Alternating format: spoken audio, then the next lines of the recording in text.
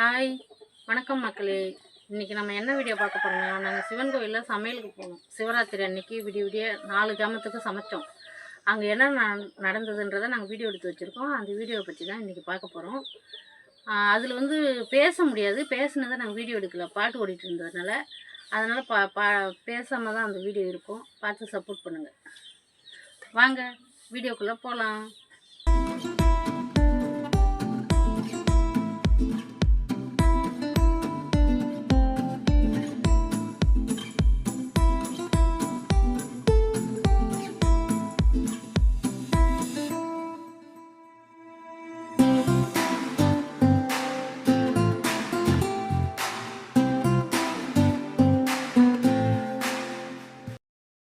நாங்கள் அன்றைக்கி கோவிலுக்கு போனதே ரொம்ப லேட்டு.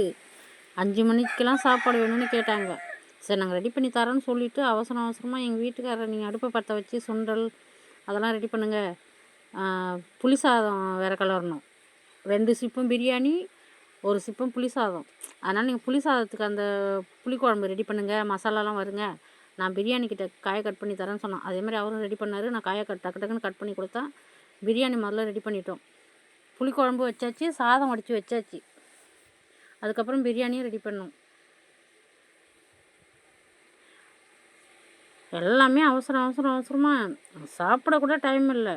நாங்கள் அன்றைக்கி மதிய சாப்பாடு சாப்பிடவே மணி 3:30 மணிக்கு மேலே ஆகி போச்சு. எல்லாருமே நினச்சாங்க இன்றைக்கி ஜாமம் படைக்க சாப்பாடு ரெடியாகாது போல், லேட் ஆகிருச்சு அப்படின்னு. அதனால அவசரமாக ரெடி பண்ணி நாங்கள் பிரியாணியெல்லாம் ரெடி பண்ணி கொடுத்துட்டோம்.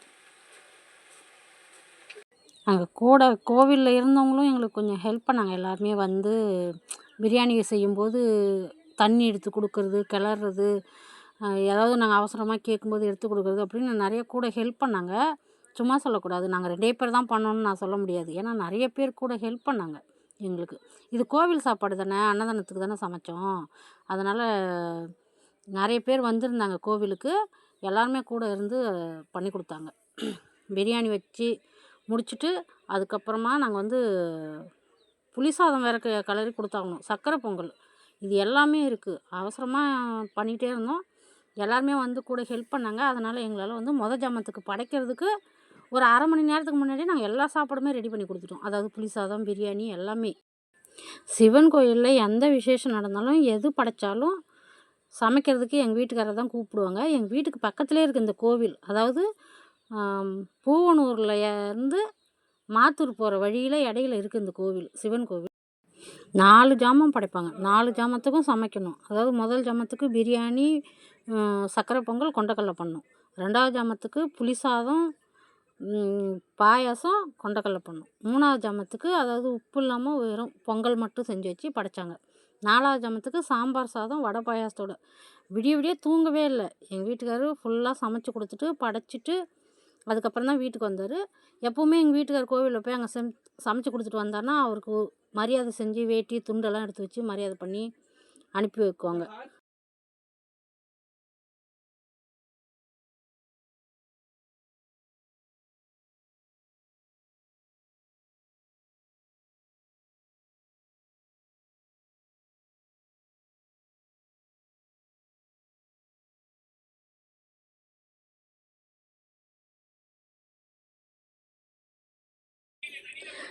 ஒரு கட்டத்தில் எனக்கு பசி மயக்கம் வர மாதிரி ஆயிடுச்சு. ஏன்னா அந்த விறகடுப்பில் சமைச்சோம் இல்லையா, அந்த அனலில் நின்றுட்டு இருந்ததும் தலைலாம் சுற்றிக்கிறதுக்குன்னு வர ஆரம்பிச்சிச்சு.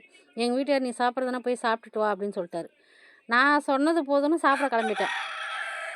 சாப்பிட போய் சாப்பாடை பிரித்தோடனே என் பையன் வேறு வந்து கலாய்க்கிறான். எல்லாரும் வேலை செஞ்சிட்ருக்காங்க, நீ மட்டும் முதல் ஆளாக வந்து சாப்பிட்ற பற்றியா, சாப்பாடு பைத்தியன்றதை கரெக்டாக நிரூபிக்கிற அப்படிலாம் சொல்லி கலாய்ச்சிட்டே இருந்தான் என்ன. நீ என்ன வேணால் சொல்லிட்டு போ, எனக்கு சாப்பாடு தான் முக்கியம். ஏன்னா அந்தளவுக்கு ஆகி போச்சு, எனக்கு மயக்கம் வர கண்டிஷன் வந்துட்டேன். அப்புறம் நான் சாப்பிட்டுட்டு திரும்ப போய் சமையல் வேலையை கண்டினியூ பண்ண ஆரம்பிச்சிட்டேன்.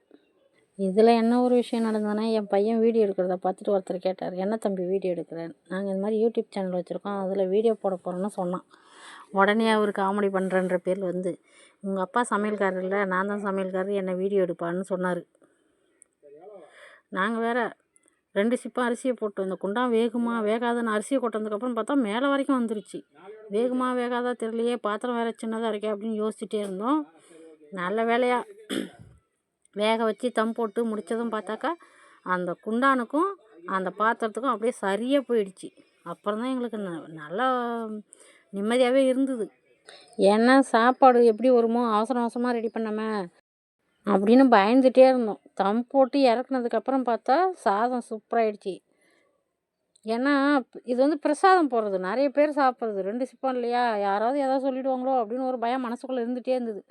அப்புறம் சாப்பாடை பார்த்ததுக்கப்புறம் தான் சரி ஓகே நல்லா வந்திருக்கு நல்லாயிருக்கு அப்படின்னு ஒரு சந்தோஷமாகவே ஆச்சு எங்களுக்கு. அது வரைக்குமே பக்குன்னே இருந்துச்சு மனசுக்குள்ளே. இந்த வீடியோ பிடிச்சிருந்தா எங்களுக்கு சப்போர்ட் பண்ணுங்கள், லைக் பண்ணுங்கள், கமெண்ட் பண்ணுங்கள்.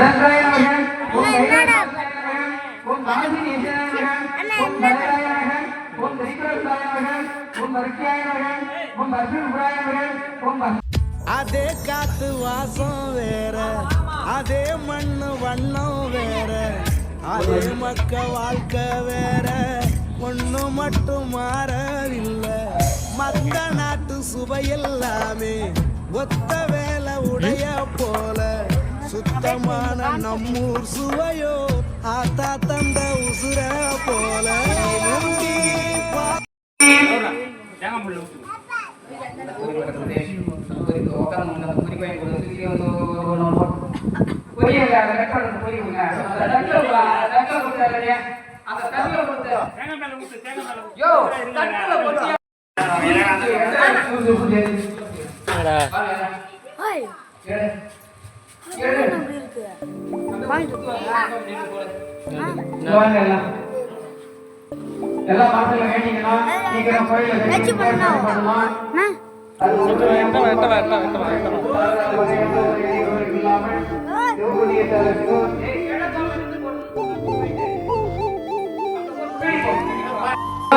ஒரு சாப்பிட வச்சிடறா, அப்படியே வச்சிடறா.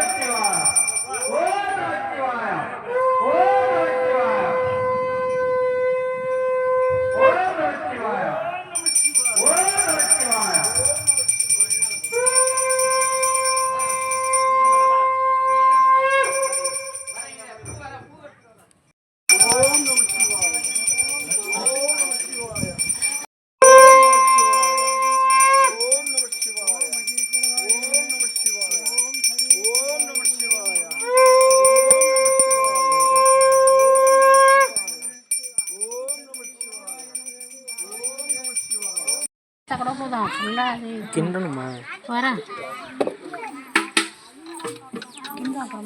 அது நான்